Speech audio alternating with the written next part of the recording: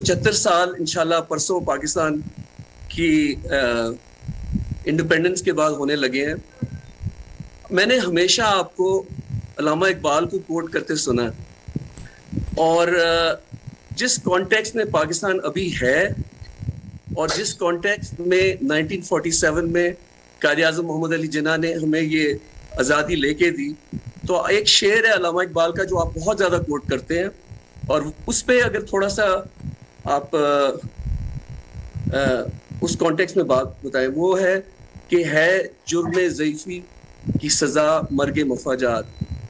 ये आपको किस तरह मोटिवेट करता है या क्या सोचते हैं आप इसके बारे में? देखिए सलमान, दो मुख्तलिफ चीज़ें हैं। एक है कि हम 75 साला पाकिस्तान की जो जश्न आज़ादी है वो इंशाअल्लाह कल भरपूर तरीके से बना रहे हैं और हम 12 बजे तक अपना प्रोग्राम है जश्न आबादी का और उसके बाद 14 अगस्त को हम खुश आमदेद कहेंगे, उसका इस्तकबाल करेंगे फायरवर्क से और इंशाअल्लाह ज़बरदस्त एक इवेंट कर रहे हैं, इसमें वीडियोस भी दिखाएंगे, सब कुछ। इसका मकसद सिर्फ ये है कि एक आज़ादी मिली थी हमें 75 साल पहले। वो आज़ादी क्या थी? वो थी जिस्मानी, अंग्रेज़ की ग़ुलामी से आज़ादी। लेकिन वो जो हकीकी आज़ादी है उसके लिए अभी भी हमें सफ़र तय करना है। वो कल मैं एक्सप्लेन करूँगा कि क्या वो हमने क्या करना है वो असल में अपने आप को आज़ाद करने के लिए। और वो 3 मुख्तलिफ़ किस्म की ग़ुलामी है। एक ज़हनी ग़ुलामी है, एक जिसको न्यू कलोनियलिज़म कहते हैं कि एक मुल्क आपको फ़तह किए बग़ैर आपके ऊपर कंट्रोल कर लेता है, और फिर एक है जो एक जुल्म और नाइंसाफ़ी का निज़ाम इंसानों को ग़ुलाम बना देता है। इंसाफ आज़ाद कर देता है, नाइंसाफ़ी इंसानों को ग़ुलाम बना देता है और इंसानों का पोटेंशियल ख़त्म कर देता है, इंसान की परवाज़ ख़त्म कर देता है। अगर एक नाइंसाफ़ी का निज़ाम हो जिसके ऊपर हज़रत अली रज़ी अल्लाह ताला का फेमस कॉल है कि कुफ्र का निज़ाम चल जाएगा लेकिन जुल्म और नाइंसाफ़ी का निज़ाम नहीं चल सकता। तो ये मुख्तलिफ़ किस्म की आज़ादियाँ, एक ह्यूमन राइट्स है, एक मेंटल फ्रीडम है, फ़िज़िकल फ्रीडम है। तो इसके लिए मैं इंशाल्लाह कल अपना पूरा प्रोग्राम दूंगा कि ये है किस किस्म की ग़ुलामी और फिर इससे आज़ाद कैसे होना है। और जो आपने बात की इसकी है जुर्म ज़ईफ़ी की सज़ा मर्ग मफाजात। अल्लामा इकबाल ने कहा है कि जब से दुनिया बनी है तकदीर के कातिब, वो जो तकदीरें लिखता है, उसने तब से ये फतवा दिया हुआ है कि बुज़दिली की सज़ाई मौत है। और इसका उल्टा ये है कि कुरान की आयत है कि जो लोग ईमान ले आए मैं उनके खौफ दूर कर देता हूँ। तो जो खौफ है वो इंसान को बुज़दिल बना देता है और वो कभी भी किसी इंसान ने कोई बड़ा काम नहीं किया जिसने अपने खौफ के ऊपर काबू ना पाया हो। जी मैं अतर काज़मी साहब की तरफ जाऊंगा। अतर आप अपना सवाल पूछें चेयरमैन इमरान खान से। जी थैंक यू सलमान भाई। खान साहब, मेरा जो आपसे क्वेश्चन है कि लगता इस तरह है कि इस वक्त आपको मुकम्मल तौर पे कॉर्नर करने की प्लानिंग हो रही है, हो सकता है कि आपको नायल भी करार दे दिया जाए, और जो नून लीग वाले दोस्तों से बात होती है वो बड़े कॉन्फिडेंट हैं कि मियां साहब भी वापस आ जाएंगे।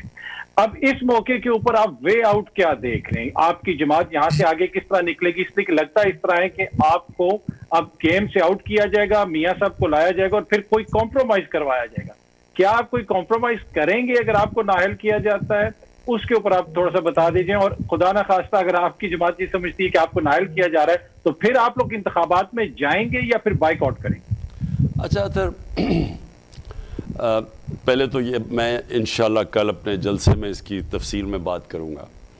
लेकिन देखें हुआ क्या है पाकिस्तान में। एक बैरूनी साजिश थी, बैरूनी साजिश की वजह से रजीम चेंज हुई, हमारी हुकूमत हटाई गई, और जिन्होंने ये साजिश की थी अंदरूनी और बैरूनी दोनों साजिश कभी कंप्लीट नहीं होती जब तक कि मुल्क के अंदर मीर जाफ़र और मीर सादिक ना हो। میں لوگوں کو تاریخ کا بتاتا رہتا ہوں کہ ٹیپو سلطان کو بھی جب میر صادق چاہیے تھا انگریزوں کو ٹیپو سلطان کو گرانے کے لیے، اسی طرح سراج الدولہ کے لیے ان کو میر جعفر چاہیے تھا سراج الدولہ کو گرانے کے لیے. تو یہ اندرونی اور بیرونی سازش ہوتی ہے.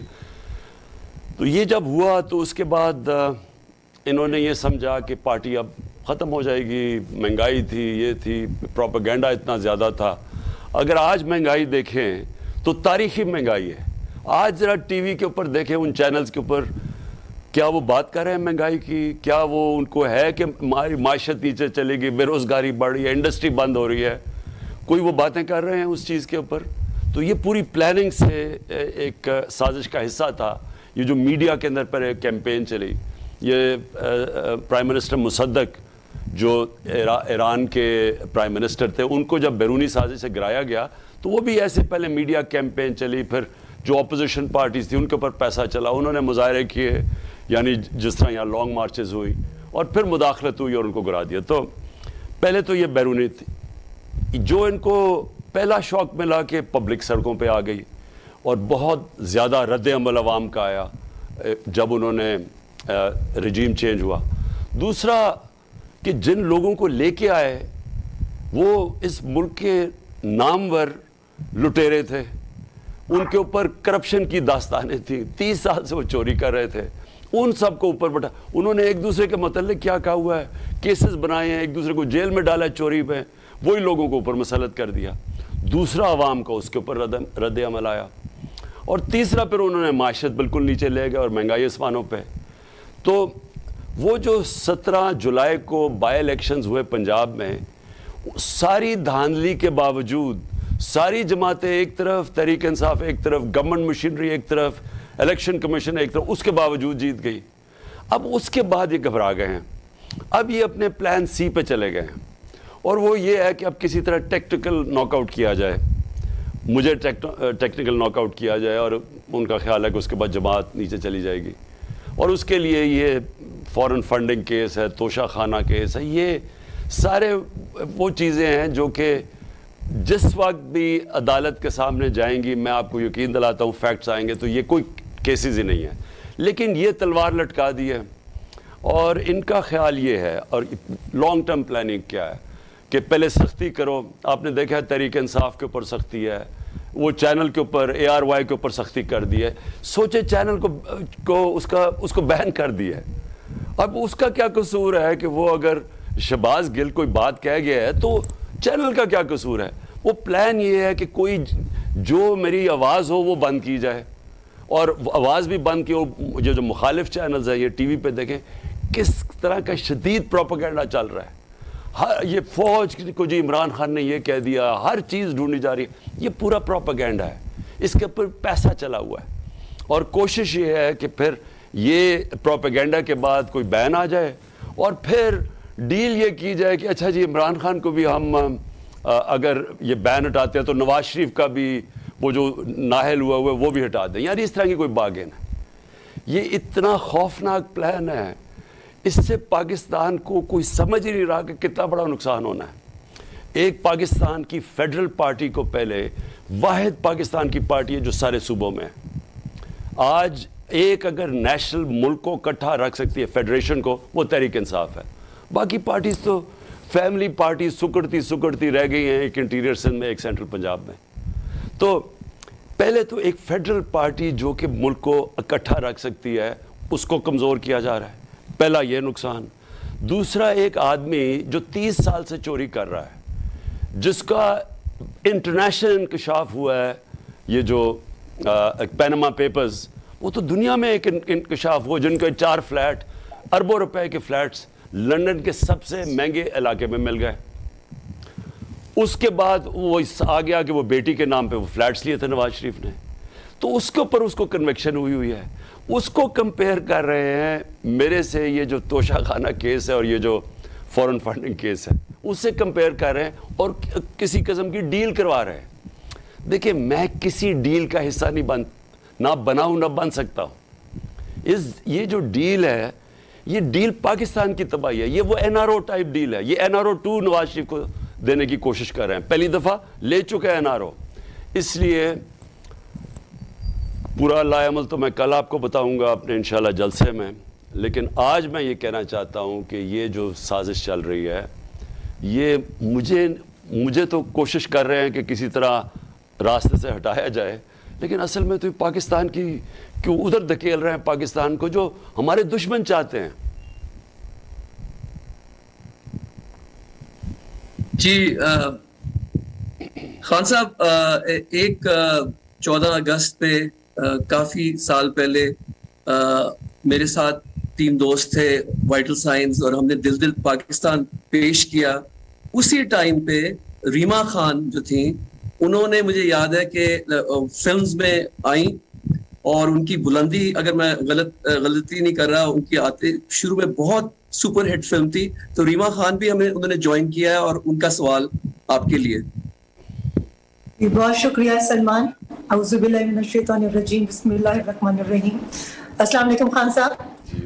خان صاحب، میرا آپ سے سوال کرنے سے پہلے میں یہ کہنا چاہوں گی کہ پاکستان کی 75 سالہ تاریخ میں آپ کا کردار ہم سب کے سامنے ہے.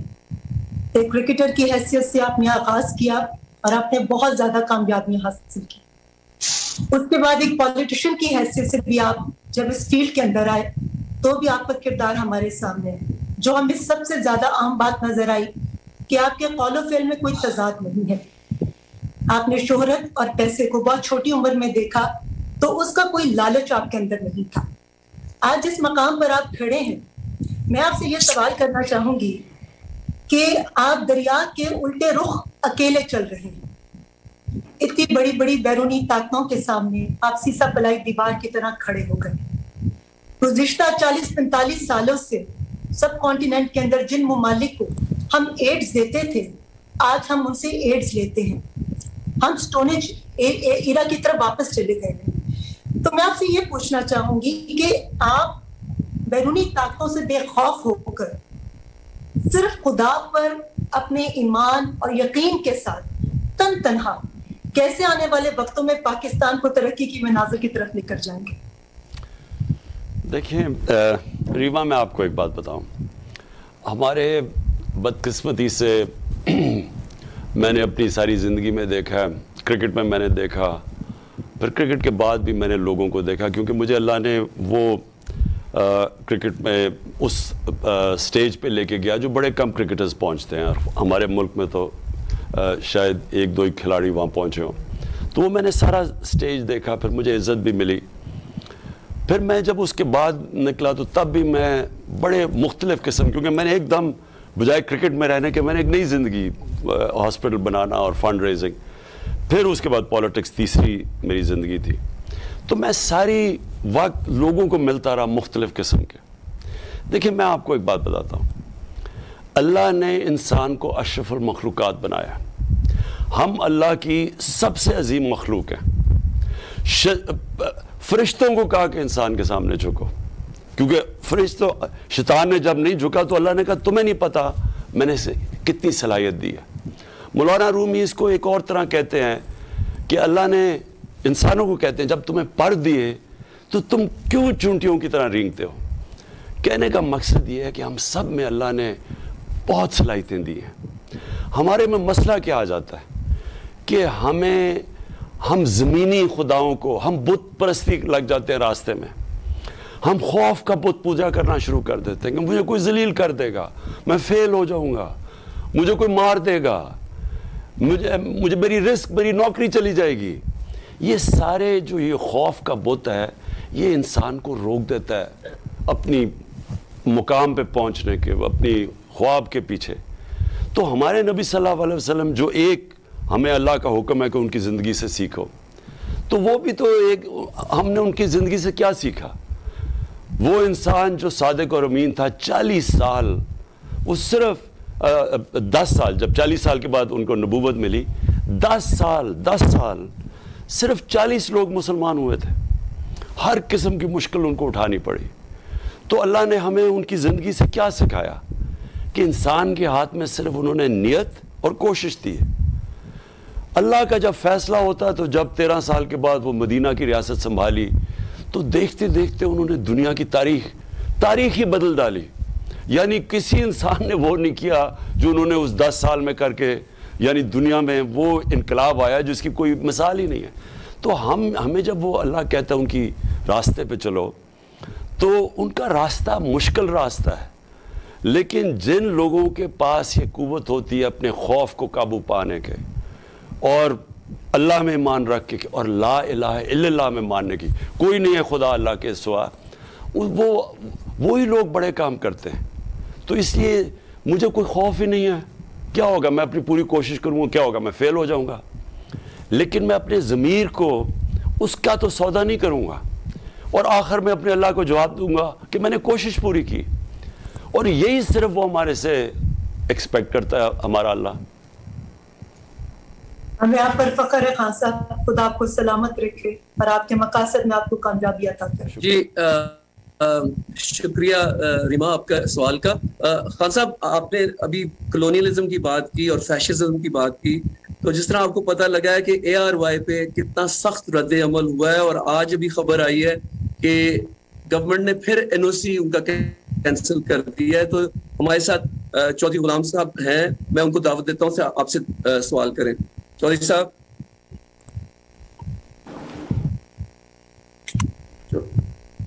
چودھری صاحب جا رہے ہیں میسج کے نہیں, ان کو میری آواز نہیں آ رہی چودھری صاحب کو. تو حبیب اکرم صاحب, آپ کو میری آواز آ رہی ہے؟ جی بالکل آ رہی ہے سلمان بھائی, آپ کی آواز. حبیب صاحب آپ خان صاحب سے سوال کریں. خان صاحب, آج بھی ہم میڈیا کے حوالے سے بات کر رہے ہیں کہ ایک ٹیلی ویژن چینل کی بندش کی باتیں ہو رہی ہیں. آپ کے چیف آف سٹاف کو کچھ کہنے پہ پکڑا گیا ہے, اور کسی بھی صحافی کے لیے اس سے زیادہ دکھ دینے والی بات نہیں ہوتی کہ کسی کو اس کے لفظوں پہ پکڑا جائے کہ وہ کسی رائے کا اظہار کر رہا ہو. بہرحال وہ ہمارے قانون اور دستور کے تابع رہ کے جو کچھ بھی ہے اس میں ظاہر ہے انہیں کچھ قانون کے دائرے کے اندر رہنا چاہیے تھا, یا وہ ہیں, اس کا فیصلہ عدالت کرے گی. خان صاحب, شکوہ بھی ہے آپ سے کچھ پرانا, اور آج کے حالات بھی ہیں جو شکوے پہ مجبور کرتے ہیں, اور تھوڑی سی امید پہ بھی.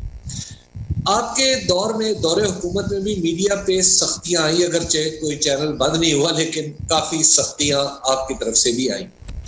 اب کیا ہم توقع کریں کہ جب آپ کو دوبارہ اقتدار ملتا ہے تو آپ کی رائے میڈیا کے بارے میں مختلف ہوگی, اور آپ کا جو ایکشن ہے میڈیا کے بارے میں وہ زیادہ فرینڈلی ہوگا؟ ابھی میں سب سے پہلے تو ایک چیز واضح کر دوں کہ مجھے کبھی آزاد میڈیا سے خوف نہیں آیا. آزاد میڈیا سے کون ڈرتا ہے؟ اگر میں نے کوئی پیسے چوری کر رہا ہوں, میں کرپشن کر رہا ہوں, تو میری پوری کوشش ہوگی کہ یا ان کو پیسہ کھلاؤں, یا لفافے دوں, اور یا پھر ان کے اوپر سختی کروں. اور یہی وہ لوگ جن کو خوف تھا کرپشن کے کیسز جن کے اوپر تھے, اور آپ کو پتہ ہے 30 سال سے کن کے اوپر یہ کیسز تھے, اور یا پھر میں قانون توڑوں, غیر قانونی چیزیں کروں, لوگوں کو پکڑ کے مار رہا ہوں, اسی طرح جو 3 بجے لوگوں کو گھر سے پکڑ لوں, تو تب مجھے ہوگا کہ میں میڈیا کو کنٹرول کروں. میں آپ کو یقین دلاتا ہوں کہ 3.5 سال میں مجھے کبھی میڈیا سے نہ خوف تھا کہ میرے کوئی کیس ایکسپوز کریں گے, نہ میں کوئی قانون توڑا تھا. مجھے صرف ایک مسئلہ آتا تھا, فیک نیوز. اور فیک نیوز ملک کو نقصان پہنچاتا تھا, یا پھر فیک نیوز ایسا ہوتا تھا کہ جو ایک گورنمنٹ کی کریڈیبلٹی کو ہٹ کرتا تھا. مثلا میرے اوپر کوئی لگا دیا کہ جی میں نے ایلیگل کام کیا ہے, میں پرائم منسٹر ہوں پاکستان کا, اور میں نے تب بھی میڈیا پہ نہیں کیا, میں نے جا کے عدالت میں کیس کیا. اور سوچیں as a prime minister 2 cases کیے, وہ بھی عدالت میں, مجھے بھی نہیں انصاف ملا. لیکن فیک نیوز کا مسئلہ ہمارا یہ تھا کہ مجھے کبھی نہیں بھولتا, ہم نے چائنا جانا تھا, اور بڑا ضروری تھا کیونکہ ہمیں چائنا سے اس وقت سپورٹ چاہیے تھی, اپنے ریزروز ہمارے, ہم جب آئے تھے بینکرپٹ تھا ملک. تو جانے سے پہلے یا 2 فیک نیوز نکلی 2 میجر اخباروں میں کہ عمران خان نے فیصلہ کیا ہے سی پیک کو ریویو کرنے کا. اب یہ فیک نیوز تھی. چائنا کے اندر مصیبت پڑ گئی. ہمارا امبیسڈر ایئرپورٹ پہ آیا, اس نے کہا جی یہ وہاں سے نیوز آئی ہے, انہوں نے ہماری ایکسپلینیشن مانگی ہے, اب ہم جا رہے ہیں ان سے سپورٹ مانگنے کے لیے. دیکھیں یہ ملک کو نقصان پہنچتا ہے. پھر ایک دفعہ آ گیا کہ جی روپے, IMF سے فیصلہ کر دیا کہ روپیہ پتہ نہیں 184 پہ پہنچ جائے گا ڈالر. وہ پہلے ہی ہمارے پاس ریزرو نہیں تھے, پینک. تو میں اس طرح کی فیک نیوز ساری دنیا کے اندر گورنمنٹ اس کے خلاف یا انڈیویجولز ایکشن لیتے ہیں, لاز ہوتے ہیں, پروٹیکٹ کرتے ہیں ساری دنیا میں. کیونکہ میں تو انگلینڈ جانتا ہوں, تو میں تو ایک لائبل کیس بھی لڑا ہوا ہوں, تو مجھے تو پتہ ہے. لیکن میں کبھی بھی آزاد میڈیا سے نہیں ڈرا. یہ جو ہوا ہے ARY سے, یہ اس لیے نہیں ہوا کہ ARY نے کوئی غلطی کی ہے. کیونکہ اگر شہباز گل نے کوئی کہہ دیا اور اس میں ایک سینٹنس بالکل آبجیکشنیبل تھا کہ وہ نہیں کہنا چاہیے تھا اس کے اوپر ARY کے اوپر کیسے ایکشن لے لیا, وہ نیوز ایڈیٹر کو کیسے رات کو اٹھا لیا.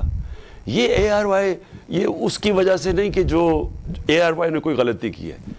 ARY کو بند کیا جا رہا ہے صرف اس لیے کہ یہ جو کیمپین چلی ہے عمران خان کو ڈسکوالیفائی کرنے کی, کردار کشی کی, جو باقی لگے ہوئے ہیں چینلز, جو چینل میرا موقف پیش کرے گی اس کو باقیوں کو ڈرایا بھی ہے اور ARY کا منہ بند کیا. صرف یہ ہے, اس کے پیچھے اور کچھ نہیں ہے. اور آئندہ کے لیے خان صاحب, آئندہ کے لیے ہم توقع کرتے ہیں کہ آپ ہمارا جب اقتدار میں ہوں تو آپ میڈیا کے سب سے بڑے محافظ بنیں. لیکن حبیب, میں نے تو کبھی میڈیا کو اپوز نہیں کیا, کیونکہ میں تو میڈیا جانتا ہوں. جب میں نے شروع کی تھی پالیٹکس میں تو اکیلا تھا, تو مجھے تو صرف میری پارٹی بنی ہے میڈیا کے اوپر آ کے. اگر اور جنرل مشرف کا جب دور تھا ہم نے پوری کوشش کی کہ میڈیا کو کھولو اور چینلز کو آنے دو, نہیں اس سے پہلے تو PTV ہوتا تھا کنٹرولڈ. تو میں تو اس کا بینیفیشری ہوں, میں تو کبھی میڈیا کے خلاف نہیں جا سکتا. یہ ایک بہت بڑا پرابلم ہے فیک نیوز کا. اور دوسری چیز جو سوشل میڈیا کے اوپر جس طرح کی ایکس ریٹڈ چیزیں آتی ہیں, اس کا ہر معاشرے کو مقابلہ کرنا چاہیے. وہ اس کا یہ نہیں مطلب کہ آپ میڈیا کا منہ بند کر رہے ہیں. جی حبیب صاحب شکریہ آپ کا. فرام میڈیا ٹو کلچر, شگفتہ اعجاز, آپ میں آواز آ رہی ہے تو اگلا سوال آپ کریں پلیز. جی مجھے آواز آ رہی ہے. السلام علیکم سر. میں آپ کی پالیسیز کی, آپ کے ویوز کی ڈائی ہارڈ فین ہوں اور وقتاً فوقتاً اپنی آواز بھی اٹھاتی رہتی ہوں حق کے لیے. اور ایک چیز کا کریڈٹ میں آپ کو ضرور دینا چاہوں گی, جو آج سے نہیں ہے, تو جب سے آپ نے اپنی اسٹرگل شروع کی ہے اقتدار میں آنے سے پہلے سے, آپ نے جو اس عوام کو اویئرنیس دی ہے how to fight for your rights, یہ پورے کا پورا کریڈٹ آپ کو جاتا ہے. کیونکہ آپ کی اس اویئرنیس کے بعد اب لوگوں کو یہ شعور آیا ہے کہ ہمیں اپنے حق کے لیے کس طرح آواز اٹھانی ہے بے خوف و خطر. Now coming back to my question, میرا سوال آپ سے ذرا ڈفرینٹ ہے. آپ جانتے ہیں کہ پاکستان پولیٹیکلی تو کرائسس سے گزر ہی رہا ہے اور ڈفرینٹ چیلنجز کا سامنا ہے, لیکن ہمارے بلوچستان کے جو بہن بھائی ہیں اور وہاں کے جو لوگ ہیں وہ جن کرائسس سے گزرے اس نیچرل کلیمٹی کے بعد, تو اس کے لیے آپ کا یا پاکستان تحریک انصاف کے ممبرز کا کیا کردار رہا ہے؟ شگفتہ دیکھیں, یہ جو بلوچستان کے اندر ابھی فلڈز آئے ہیں, اس کی یہ ایک کا پنجاب گورنمنٹ جدھر تحریک انصاف کی گورنمنٹ ہے اس نے پورا اس کے اوپر کام کیا ہے. دوسرا کہ پختونخوا کی گورنمنٹ ہے, ان کا خیر ان کا اپنا بھی ساؤتھ کا جو ایریا تھا ادھر فلڈ آیا ہوا ہے. اور تیسری جو بلوچستان کی گورنمنٹ ہے وہ کوشش کر رہی ہے, اور پھر فیڈرل گورنمنٹ. دیکھیں پارٹی اس میں کچھ نہیں کر سکتی ہے. اتنا جو وہ اتنا ایکسٹینسو ہوا ہے, یعنی وہ جو ایریا ہے جو تیزی سے فلیش فلڈنگ ہوئی ہے, وہ ایریا اتنا بڑا ہے کہ اس کے اندر اگر آپ سمجھیں کہ ایک پولیٹیکل پارٹی کچھ کر سکتی ہے اس کے لیے مشکل ہے, گورنمنٹس کر سکتی ہیں. Okay, thank you. All praise to you and شکریہ خان صاحب. طارق متین صاحب آپ بیٹھے ہوئے ہیں کافی دیر سے, پہلے تو آپ کا سوال جاتا ہے, پوچھیے. خان صاحب السلام علیکم. آپ کو اور پورے پاکستان کو جو 75واں یوم آزادی ہے یہ مبارک. سوال میرا یہ ہے کہ یہ جو آپ کی حکومت کے گرانے والے ہیں, ان تمام لوگوں نے یہ کہا ایک سے زائد بار آن ریکارڈ کہ نومبر میں جو تبدیلی آنی تھی اس تبدیلی کے نتیجے میں ہم سب کو لٹکا دیا جاتا, ہماری ایسی کی تیسی ہو جاتی. ان سے جب اس تبدیلی پر اور ان دنوں میں جب سول ملٹری لیڈرشپ ریلیشن شپ جو ہے یہ بہت زیادہ ڈسکس ہو رہا ہے, تو اس وقت ان سے بار بار بات ہو رہی ہے کہ کیا ایکسٹینشن ایک اور پروبیبل ہے, انڈر کنسیڈریشن ہے. تو یہ لوگ کہتے ہیں نہیں, اس پر ہم ابھی بات نہیں کرنا چاہتے. مجھے حیرت ہوتی ہے کیونکہ ادارے میں اتنی صلاحیت ہے کہ کوئی گیپ پیدا نہیں ہوگا قیادت کا، تو ان کو جواب دینا چاہیے. میرا آپ سے سوال ہے کہ آپ کی رائے میں کیا ایک عدد ایکسٹینشن اور ہونی چاہیے؟ دیکھیں، ایک ہمیں چیز سمجھنی چاہیے. یہ اس وقت پوری کیمپین چلائی ہوئی ہے کہ تحریک انصاف کو جس طرح فوج سے لڑانے کی کوشش کی جا رہی ہے، اور میں پھر سے کہتا ہوں یہ بڑی خطرناک کیمپین ہے، اور یہ ہمارے دشمنوں کو سوٹ کرتی ہے کیمپین. جب میری گورنمنٹ تھی تو آپ اگر ہندوستان میں اخبار پڑھیں اور جو مغربی اخبار پڑھیں جو کہ ہمارے خیر خواہ نہیں ہیں، وہ مضبوط پاکستان نہیں چاہتے. وہ کیا کیمپین کر رہے تھے کہ جی عمران خان فوج کا پتلا ہے. سارا وقت وہ کوشش یہ کر رہے تھے، کیونکہ گورنمنٹ کی اور سول ملٹری ریلیشن شپ اتنی زبردست تھی کہ ہم سب ایک پیج پہ تھے. اس سے ہم کرائسس سے نکلتے جا رہے تھے. ہمارا جو وہ دیکھیں کرونا کا جو کرائسس ہے وہ اتنا بڑا کرائسس تھا، اور وہ یہ یاد رکھیں کہ صدی میں ایک دفعہ اتنا بڑا کرائسس آتا ہے. تو اس کرائسس کے اندر جس طرح ہم نکلے ہیں، جس طرح سارے ملک کے ادارے سب نے مل کے لڑے، اور اس میں پاکستانی فوج کا بہت بڑا رول تھا. انہوں نے تو وہاں باہر جو ہمارے دشمن تھے ان کو یہ چیز پسند نہیں آ رہی تھی، تو بار بار بھڑکاتے تھے کہ جی عمران خان تو پتلا ہے فوج کا، وہ تو جو کہتی ہے فوج کہتی ہے. اور ایک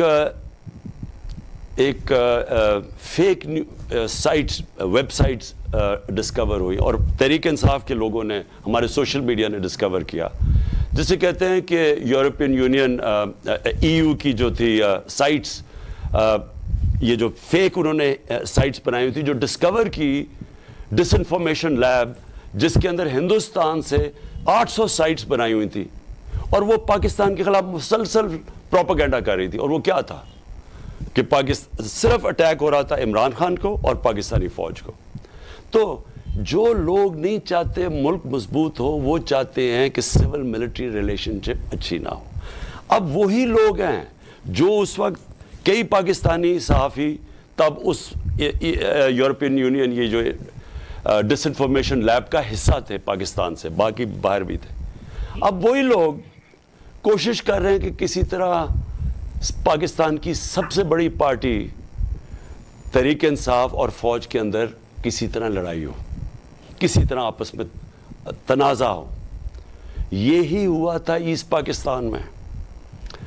پاکستان کی سب سے بڑی پارٹی کا ٹکراؤ ہو گیا تھا پاکستانی فوج کے ساتھ، اور ملک ٹوٹ گیا تھا. ملک کو کمزور کرنے جو چاہتے ہیں وہ چاہیں گے کہ ایک ملک کی جو فیڈریشن کو اکٹھا رکھ سکتی ہے، اس پارٹی کے خلاف وہ فوج کے اور اس کے آمنا سامنا ہو جائے. یہ ہیں پاکستان کے دشمن. یہ اس کے اندر شامل ہیں یہ جو سارے چور اکٹھے ہوئے ہیں جو اپنے آپ کو PDM کہتے ہیں. یہ سارے ایک دوسرے کو کرپٹ کہتے تھے. انہوں نے کیسز بنائے کرپشن کے ایک دوسرے کے اوپر. ان کی پوری سٹیٹمنٹس ہیں. انہوں نے ایک دوسرے کو کہا یہ کتنا کرپٹ ہیں، پیٹ پھاڑ کے پیسہ نکال دوں گا تو گھسیٹوں گا. یہ ساری چیزیں آن ریکارڈ ہیں. اب یہ سب اکٹھے ہو گئے ہیں اور ان کا ایک انٹرسٹ ہے. ان کو پتہ ہے کہ اب الیکشن کے اندر یہ تحریک انصاف کا مقابلہ نہیں کر سکتے. ان کو خوف طاری آ گیا ہے الیکشنز کا. اب ان کی پوری کوشش ہے کہ پوری کیمپین چلائیں کہ کسی طرح یہ ثابت کریں کہ فوج اور تحریک انصاف فوج کے خلاف ہے. فوج کے خلاف کیسے؟ کوئی پارٹی جس کا جینا مرنا پاکستان میں ہو، جن کے کوئی باہر بڑے بڑے لنڈن میں اور باہر پراپرٹیز نہ ہوں، دبئی میں بڑی بڑی پراپرٹیز نہ ہوں، جن کا بیس پاکستان ہو، وہ کیوں چاہیں گے کہ پاکستانی فوج کمزور ہو؟ کیونکہ مسلمان دنیا کے اندر اگر آج آپ دیکھیں تو مسلمان ملکوں کا حال کیا؟ جو مسلمان ملک اپنی حفاظت نہیں کر سکتا، سیریا سے لیں، لیبیا سے لیں، صومالیہ، یمن، سارے ملک دیکھیں تباہی مچی ہوئی ہے.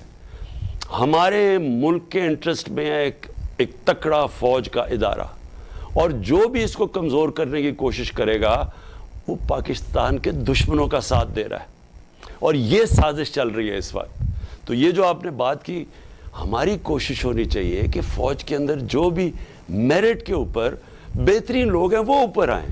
یہ نہ ہو کہ میں کہوں کہ میرا آرمی چیف ہو، کوئی فلانا کوئی اس کا آرمی چیف ہو. میرٹ کے اوپر جو بیسٹ لوگ آتے ہیں ان کو اوپر آنا چاہیے. ہمارا کیا کنسرن ہے اس کا؟ دنیا کے اندر باہر بھی آرمی چیف بنتے ہیں، برطانیہ میں، کبھی سنا ہے اس کے اوپر کوئی ڈسکشن بھی ہوتی ہے؟ میرٹ پہ ہوتا ہے وہ بن جاتا ہے. شکریہ خان صاحب. خان صاحب آپ نے پچھلے 26 سال میں یہ جو شعور ہے پورے پاکستان میں اور خاص کر کے جو آرٹس اینڈ کلچر کمیونٹی ہے وہ کم لوگ ہیں جو سامنے آتے ہیں لیکن ان میں بھی بہت زیادہ ایک بیداری ہے، ایک شعور ہے. میں فیصل قریشی کو انوائٹ کرتا ہوں کہ آپ سوال پوچھیں چیئرمین عمران خان سر. السلام علیکم سر، آئی ہوپ آپ ٹھیک ٹھاک ہوں گے اور ہمیشہ سے آپ کے ساتھ ہمارا ساتھ رہا ہے، دعائیں رہی ہیں، اللہ پاک آپ کو پھر کامیاب کرے اور وی آر ویری ہوپ فل اور ہمیشہ ہم آپ کے ساتھ ہی ہیں. سوال تھوڑا سا عوامی ہے اور بہت چھوٹی سی بات تھی. ہم آئے دن پڑھتے ہیں، دیکھتے ہیں سوشل میڈیا پہ بھی، نیوز میں بھی، جب عدالت کی طرف سے کوئی فیصلہ آتا ہے تو لوگ جس طرح سے شور مچاتے ہیں کہ عدالتوں کے فیصلے صحیح نہیں ہو رہے اور یہ عدالتیں صحیح نہیں کر رہی ہیں، یہ کیا چل رہا ہے سارا کچھ. تو جو عام آدمی ہے اس کے ذہن پہ جو اثر پڑتا ہے اس کو بھی یہ احساس ہوتا ہے کہ شاید اگر اتنے بڑے بڑے جو لوگ ہیں، I am not talking about Tehreek Insaf, کیونکہ تحریک انصاف کی ہمیشہ سے یہی کوشش رہی ہے کہ انصاف پسند ہی رہے، لیکن میں جنرل بات کر رہا ہوں. تو وہ جو عام انسان ہیں، جو عام لوگ ہیں، ان کا یہ پرسیپشن بنتا جا رہا ہے کہ شاید عدالتوں میں صحیح فیصلے نہیں ہو رہے.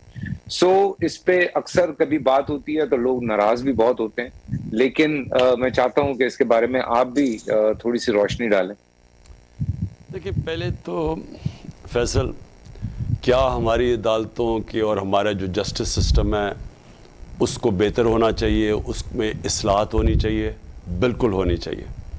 دیکھیں کوئی بھی جو مہذب معاشرہ ہے نا، جب تک آپ کے معاشرے کے اندر آپ کی کوالٹی کی جوڈیشری نہیں ہوگی وہاں انویسٹمنٹ بھی نہیں آتی.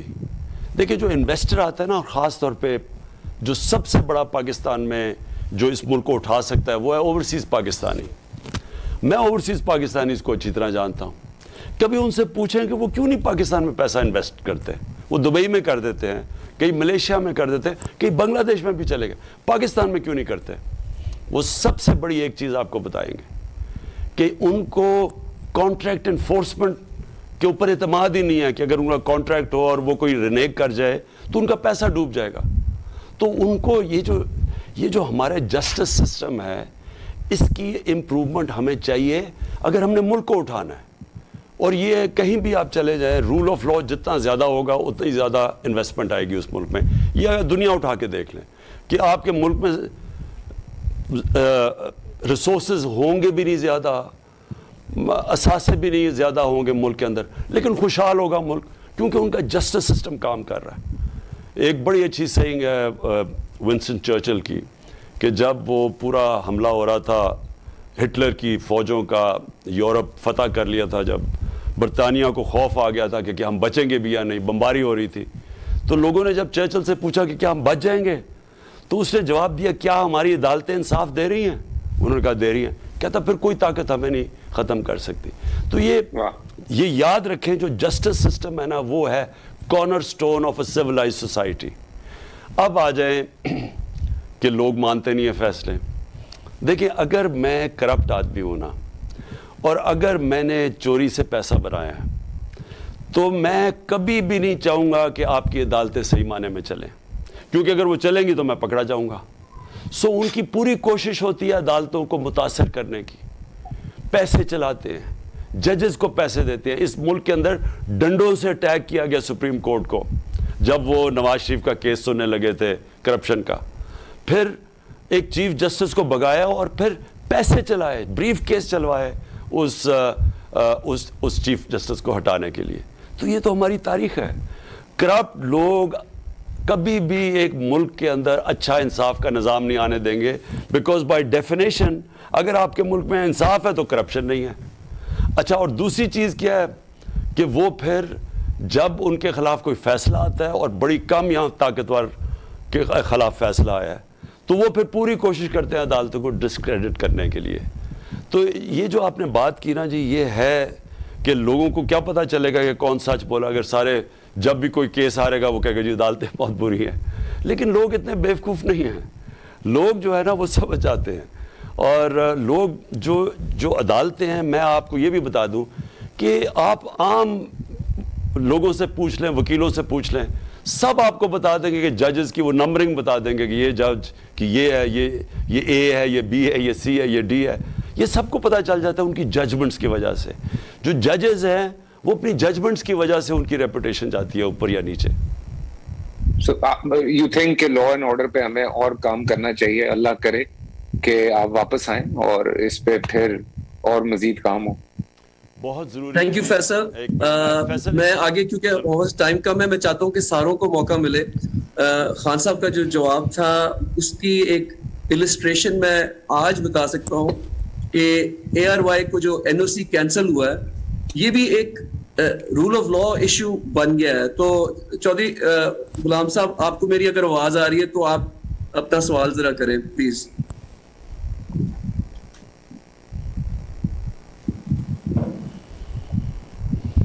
میں آپ کو انمیوٹ کر دیں, چودھری صاحب انمیوٹ کر دیں. آگے آواز؟ جی جی.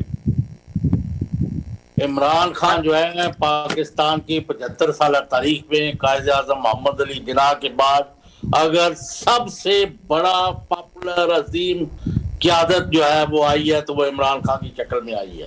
اور اس میں کوئی شبہ نہیں کہ پاکستان کی عوام اور قوم جو ہے آج کروڑوں کی تعداد میں ان کے ساتھ کھڑے ہو گئی ہے. اور پوری دنیا میں جدھر جدھر پاکستانی ہیں ادھر ادھر پاکستان کے لیے وہ سمجھتے ہیں کہ عمران خان میجر کنٹریبیوشن ان کی ہے اور یہ پاکستان کو آگے لے کے جا سکتے ہیں.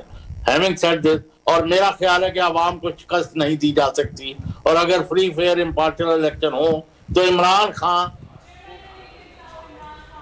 زوم میٹنگ میں گفتگو کر رہے ہیں, سوالوں کے جواب دے رہے ہیں. اس سیشن میں مختلف شعبے شخصیات شامل ہیں.